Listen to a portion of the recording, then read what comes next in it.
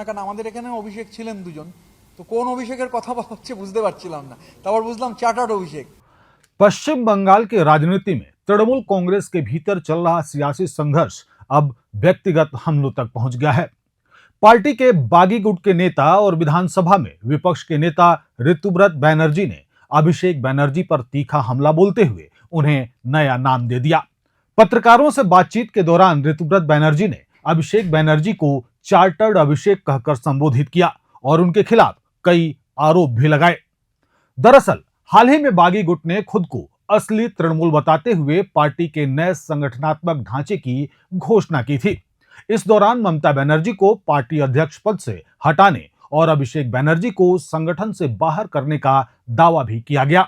इसी मुद्दे पर जब पत्रकारों ने ऋतुव्रत बैनर्जी से अभिषेक के बारे में सवाल पूछा तो उन्होंने पहले तो अभिषेक को पहचानने से ही इनकार कर दिया। ऋतुव्रत बैनर्जी ने कहा, अभिषेक कौन? मैं उनके बारे में समय बर्बाद नहीं करना चाहता। इसके बाद उन्होंने तंज कसते हुए अभिषेक को चार्टर्ड अभिषेक कहकर संबोधित किया।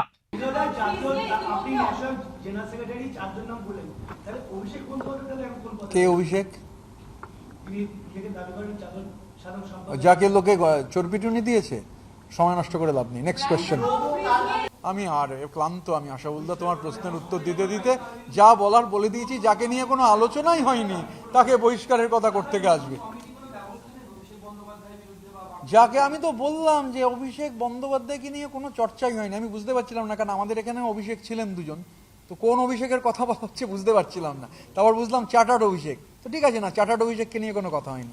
Thank you.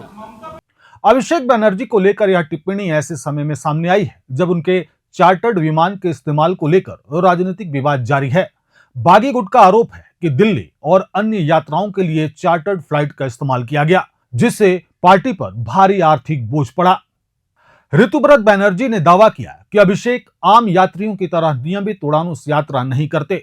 उन्होंने कहा कि चार्टर्ड विमान का खर्च करोड़ों रुपए तक पहुंच जाता है और यह सवाल उठना स्वाभाविक है कि आखिरकार इतना पैसा कहां से आया और किस मद में खर्च किया गया।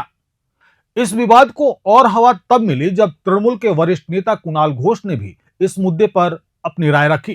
कुणाल घोष ने कहा कि यदि किसी नेता पार्टी के पैसे से चार्टर्ड विमान का इस्तेमाल करता है तो वह इसका समर्थन नहीं करते। हालांकि उन्होंने यह भी कहा कि उन्हें इस बारे में आधिकारिक जानकारी नहीं है कि यात्रा का खर्च किसने उठाया।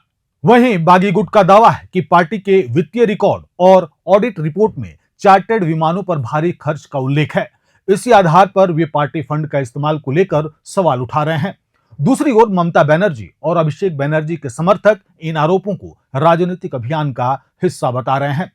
राजनीतिक विश्लेषकों का मानना है कि तृणमूल कांग्रेस के भीतर शुरू हुआ यह विवाद अब केवल नेतृत्व की लड़ाई नहीं रह गया है, बल्कि संगठन, पार्टी फंड, नेतृत्व और भविष्य की राजनीति को लेकर दोनों गुटों के बीच टकराव लगातार बढ़ता जा रहा है।